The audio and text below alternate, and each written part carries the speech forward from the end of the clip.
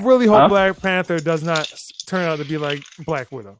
Because I will tell you now, you might as well kind of bank on that. Unless they change the Shuri direction, I'm telling you now, that's where we're going. Because if they do that, Disney needs more princesses so they can sell toys. Watch Shuri have an aspect of mental health on top of it. Shuri was brainwashed by their father into believing that she can only be very intelligent and a scientist. Yeah, like the smartest person in the MCU. That's not good enough. She can have it all. She's been held down by the man. Who was her dad, who's child abuse, which we're not going to talk about. Never showed up in any other... Who wasn't even really her dad because she was trafficked. From the other tribe that... that no one's ever heard of and didn't recognize her till now. She's actually M'Baku's sister. She was sold off into slavery. That's what's going to happen in this movie. Fucking horrible. It's going to be like Thor the Dark World. I'm hoping that he'll reassert his reign because, I mean, Kevin Feige is literally the most successful producer. Steven Spielberg's had studios fuck with this shit all the time, so... I mean, this movie... It's also the problem that you have a new CEO coming in and he's trying to flex his power. And, you know what I mean? Most of those dudes have egos like, look, I'm in charge now. You're doing all right, but you could do better. Or this is what we need to do, and this is how things are going to go. It creates a problem because they can never step back and just say, damn, okay, you have one of the highest grossing movies of all time, and you successfully did all this. I'm just going to leave you be. So there was that person that was in Kevin Feige's role before he stepped in. And I guess there was some back and forth between what I remember that guy. Kevin Feige wanted to do versus what that dude wanted to do. Those series of weak Marvel movies come out. With Black Widow, it feels like that belongs kind of back in that era of whoever was there before Kevin Feige. It's like they wrote that script and it did not change. I gave him the benefit of the doubt for Black Widow. Well, I wasn't super excited for DC it. the benefit of the doubt with Wonder Woman 84. No, I was all in for that, and that was a I remember hot that. mess. I remember that. That was a hot mess. The minute I saw her swing on a damn lightning bolt, I'm like, I'm in. This is going to be great. They are going all in with the mythology. I can't wait to check it out. And it turned into this mess. It was just all over the place. And you forgot how to fly? Did we ever figure out what the purpose of Steve Trevor's role? What did he do in the whole movie besides like be a sidekick? It's the same problem with the Red Guardian. They are just there for comedic relief because this movie has to be 2 hours, 2.5 hours, and to remind you, she loved one man and she'll never love anybody again. To fill it with dialogue about romance, and then her walking down the street during chaos time. That again, we're talking about real life analogs versus what needs to be in movies. Like, can we escape that? Wonder Woman 84 would have worked best if it was back on Themyscira. So if you want to eliminate certain genders out of the movie, put it back on Themyscira. It would have worked. Give me a 300 style movie featuring the Amazons or Wrath of the Titans. I understand what you're saying 100%. And that movie works. Like, you don't even have to make it about, well, we're going to have protests in the streets. Again, gender issues. All the gender issues, if you put it back on Themyscira. Part of Themyscira that shows up in Justice League, the Snyder Cut, much more interesting than anything that happens in Wonder Woman 84. Yep. Well, that's because you got a guy who respected that whole... There's a problem with comic books and the roles of women inside of comic books. I get that. We all understand that. Well, now it's gender and race. The only thing it can be about is gender and race. Nothing else. It serves no end purpose other than getting a popular soundbite. What did you say before, Barry? That it was like a good soundbite to the media and stuff? All it shows up as is Twitter research. That the market research now is all done on Twitter. And I mean, it used to be Facebook, but like really now it's Twitter and TikTok. That as long as someone's saying something positive about that, we're doing a good job. We're patting ourselves on the back. And like, no, this movie does not deserve any praise. Because it's a hollow movie. Like, this movie's a non-starter. It's not very good. But as long as somebody says something positive about it on Twitter, hooray. Disney is proud. They're taking the right steps. So again, it becomes kind of like the Luca thing. If this movie isn't about these BS issues, or if you aren't stereotyping that this movie can only be about these issues, people on Twitter won't be happy. So again, it becomes a Luca-ish. Luca's not good enough now. So if Luca's not living a certain type of lifestyle, Luca's not good enough. And again, I mean, with Black Widow, and it might not be as big on her backstory. But again, for me, growing up, it was always Wonder Woman and Storm. Mm-hmm. Very strong characters in their own right with Mm-hmm. tons of backstory. So if you decide to come out with a Storm movie now, please don't make it about this dumbness that they put into Black Widow. But they have to, because it's like people have forgotten how to make movies. And when you're wasting millions of dollars choosing indie directors, you're probably saving some money there. Why are you making these movies if all you want to do is just really make movies about this stuff? So, you're just pawning off this being a superhero movie because you have to make superhero movies. Superhero movies are successful enough, more successful than mainstream movies. And now you're putting themes from independent movies into the superhero movies. I mean, really, I started questioning, do I really want to see another Marvel movie after this? Do I really want to see Shang-Chi after this? Because, again, I assume in Shang-Chi, pretty sure somebody's going to be very condescending to Shang-Chi in a racial way. It will happen. Black Superman, African-American Superman, he's probably going to get stopped by the police. Or his parents will be stopped by the police. That's serious. This probably was going to happen. Knowing J.J. Abrams would be a lens flare in that son of a bitch, too. Because he gets shot in the face. Wife's rewatching Alias right now, and I'm just like, this is just utter trash. I know you don't like this movie, but Cloverfield, John Goodman. So, that movie came out before this whole trend of making a movie about one thing, one issue, or one social issue. They could have ruined that movie if they had done it about that. It wasn't about John Goodman being some sexual freak. He just had some delusion about what was going on outside, and he wanted to keep him hostage. So it becomes misery. But if this movie happens this day and age, it would be about him being some sexual freak. Hollywood has forgotten how to make movies. And I think there's been some stuff about Quentin Tarantino. Why is this movie being made? Black Widow could have been about so much more. I mean, again, if you look at, you had a template. Could have been about Budapest. It could have been about Budapest. It could have been all that in a flashback. But you had. I would have liked to watch that. But as Mike would say, you had templates as far as comic books is concerned. But for Marvel, you had a template as far as Captain America and the Winter Soldier is concerned. Captain America and the Winter Soldier technically have history. And then in this movie, Black Widow and Taskmaster have a history. And I really hate what they did with Taskmaster. If you even follow that arc of that movie, Black Widow is a much more successful movie. It becomes kind of like Gemini Man. That's how I feel about this movie. Gemini Man is a terrible movie starring a terrible actor with a terrible concept that could have worked. Hey. I don't know about a terrible actor now. He's a generational talent, my friend. Matt, you're off the podcast. He is a generational talent. You guys are angry with me now. But you know how you love Will Smith. But think about the hollowness that happens in Gemini Man. Does that same hollowness happen in... I'm going to be honest with you. More along the lines, it didn't happen as much. I thought the performances of some of the characters, the actors, made it more palpable. Like Florence Pugh's character. So, what I'm saying? She's great. She's amazing. She's great. I like Scarlett Johansson's character, even though she was a little more morbid in this one. That charm, and she knows her character. The charm that she shows, particularly in Captain America: Winter Soldier, how she acts in that movie. I'm just talking about Scarlett Johansson in general, how she acts in that movie. Way better. Like other Marvel films, she's much better. In this one, she was just way too subdued and morose.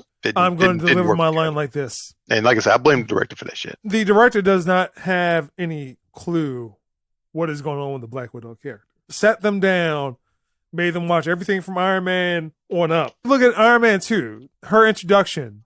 Scarlett Johansson's acting in that movie much better than this. I mean, this one has the Captain Marvel problem that because you're trying to elevate these characters, the acting suffers. I mean, again, the same thing happens with Captain Marvel. I mean, Brie Larson is nothing. Or Veers. Excuse me. Veers is nothing. Veers is not a cup of tea, huh? And does nothing. And really, it's Samuel Jackson that helps that movie along. Because, again, if it's about Captain Marvel, which is also why the second movie is about more Captain Marvels. Because Brie Larson is not a very good actress. This superhero movie. She's done better stuff. the character can't stand on his own, which is also Right. why Black Widow also has a whole bunch of tag-alongs.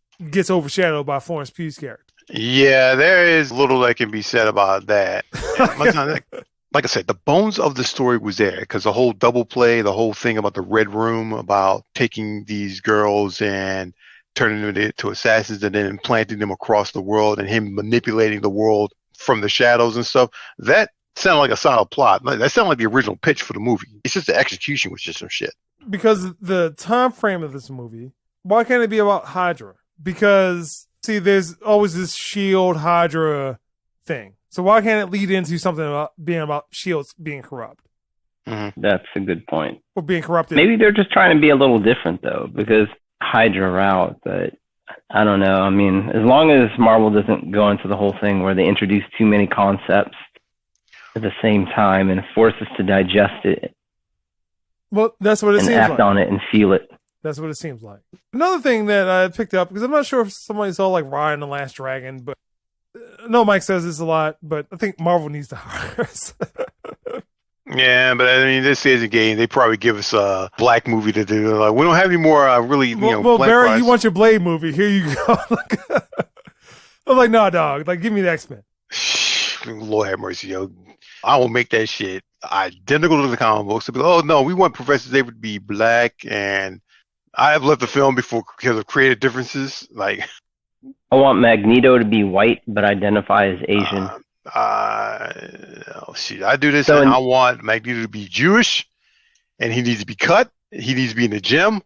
And he needs to identify as Asian, and instead of that helmet, he needs to wear a hat. No, what's going to happen is that whoever plays Magneto can't wear the helmet, i.e. Snake Eyes. Yo, don't get me started on that Snake Eyes shit. No. That comes out like next week or something? One movie comes out on the 16th, one comes out on the 23rd. Let me go check. At least there's something to watch every week.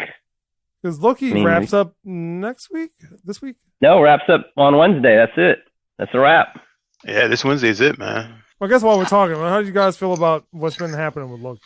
Most of the money was on the 5th episode, which was glorious, which I'm surprised we didn't do a podcast on. I'm loving it so far. If they spent that much money on episode 5, I wonder how much money is going to be in episode 6. Pretty sure there's going to be a lot of CGI on that one. I love what they're doing right now with Loki. Snake Eyes comes out on the 23rd. Fucking trash. Guys, Something man. comes out Yeah, next week. Don't Breathe comes out August 13th. I'll be watching that, bro. That comes out the same time as Free Guy with Ryan Reynolds and Space Jam. Space Jam comes out the 16th. I think that's going to flop. Horrible. Oh, I don't think that's going to do too well. And Escape Room Tournament of Champions. If Escape Room, the first one, I remember being in Orlando watching that first one. Joint's trash. Was the first one worthy of a sequel? No. Somebody making another Saw movie. It's basically just like a Saw movie. Tiana Paris, the one that plays in WandaVision, Yeah. Yep. she's in Candyman. So it looks like August 6th is Suicide Squad, which obviously Yep. Actually, August 5th. It's coming out for James Gunn's birthday now. Okay. Are you guys interested in watching that? Yep. I'll be watching I'm it. gonna watch it. I trust James Gunn. James Gunn's my boy. I'm all about that. Yeah, Free Guy, Don't Breathe comes out the 13th. Then some movie with Maggie Q called The Protege. Forget that shit. I'll say trash. Like with Finn Nikita or something. Pretty much. Wasn't she already in Finn Nikita? Yep. TV show. Candyman comes up the August 27th. Shang-Chi and the Ten Rings comes out September 3rd. Queen Pins, it's a Kristen Bell movie, decides to take back her life. And why the hell is there Clifford the Big Red Dog movie? Clifford? Yeah. And then Mike's favorite movie comes out on September 24th. Venom, Let There Be Carnage. Oh, yeah. Can't believe the first Venom made that much money. Well, I can guarantee you this one's not going to be that much money. I mean, everything now is like, if you have a $30 million opening weekend, and Disney, I think Disney's kind of pulling some strings with the Black Widow box office, trying to prop it up to make it look good. But why is there a Jackass 4 movie coming out? Nothing else to do or watch. Johnny Knoxville like 50 something. Yeah, He's probably broken every bone in his body at this point. Yeah, so this year it doesn't look very good unless something jumps up in the... How about Top Gun? No Top Gun? Is that coming out? Yeah, Yeah, what's up with that? When is that coming out? It says November 19th. So going through all this, right now we're in October. So Venom Let There Be Carnage, September 24th. I guess the first week in October, Jeepers Creepers, The Addams Family 2, Hotel Transylvania, Transformation. Like, why is that another movie? Wait, back up. Jeepers Creepers, like the horror movie? Jeepers Creepers Reborn. What the fuck? And it's coming out nationwide. So it's not a Netflix or whatever movie. So the Many Saints of Newark, which I'm kind of mildly interested in. Yeah, I'm going to watch that. No Time to Die. I think that was a good idea for them to release that after the whole thing because it was getting so much negative flack because new 007 in it. Mhm. And the worst kind of flag for like bullshit. Now we have a black female James Bond. I'm like, no. It's just got his number because he quit. Like, what's the big deal? They lost it when Barbara Broccoli came out and said she wanted Idris to be the first black Bond. They fucking went ape shit then. I would have liked to see Idris be him. I think that'd be pretty awesome. Pretty sure it would be, but honestly, James Bond, he was such a shocking character back in the day, in the 60s, because he was boning it. Womanizing.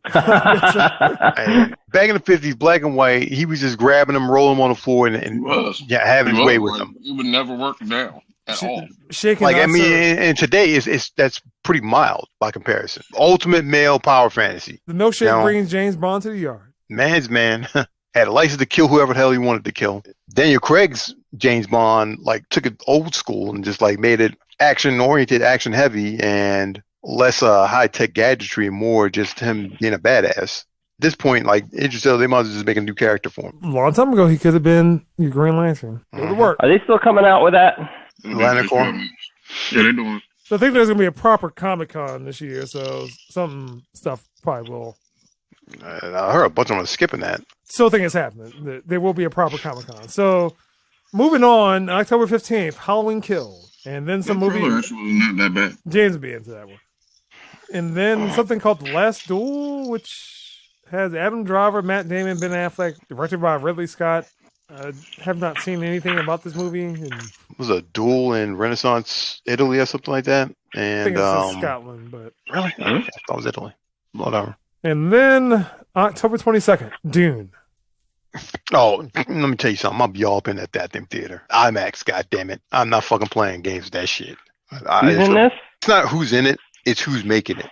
Who's making it? Denis Villeneuve, the visionary genius who did Blade Runner 2049. Yeah, no. No, I mean, like Blade Runner looked good though. Sicario, he made that movie. Like, Prisoners, he made that movie. Enemy, he made that movie.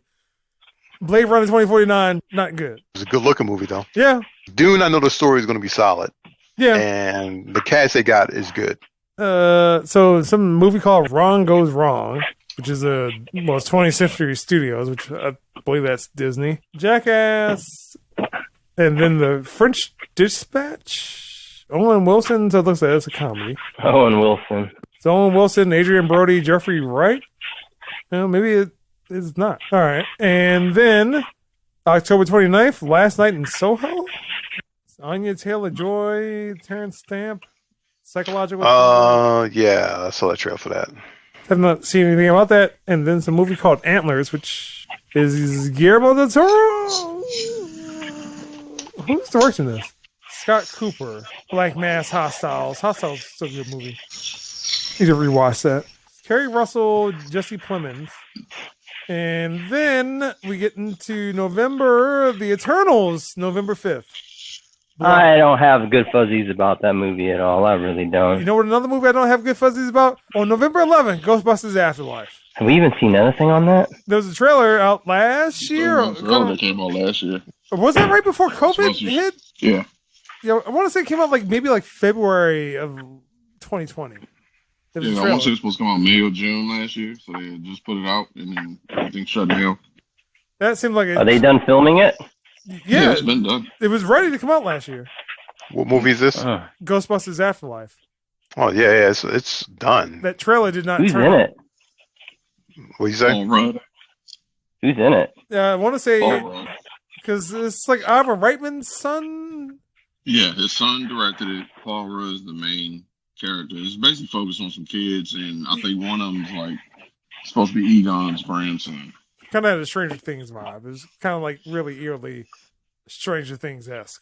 November 19th, Top Gun Maverick. I'll see that shit in IMAX. Tom Cruise So I can hear it actually flew a exploding. plane. And then some stupid movie starring Will Smith called King Richard. Called King Richards. Like raising the Serena and Venus. Yeah, he plays the Oh, father. that's gonna be iconic. He plays a father. Hey, Barry's gonna be all over that. That's just gonna be transcendent. Is Rick Ross in that movie? Because Rick Ross knew Why would Rick Ross be in that movie? Freeway Ricky. Oh, you talking about that one? The OG. Mike Title. Megan Thee Stallion gonna be in She-Hulk. It's strange because you was like, why would Rick Ross be in out there? Why is she in She-Hulk? Because they're trying to please Twitter. It's like, look, we're diverse. It's like ESPN, baby. But there's some Disney movie called Encanto, which looks like it's set in Colombia. So, blah. All right, here we go with your race movie. Resident Evil, Welcome to Raccoon City. Another one? There's another one? Yes. Straight DJ Oh, Khaled. nice. Neil Madonna's in the movie. Why can't that die?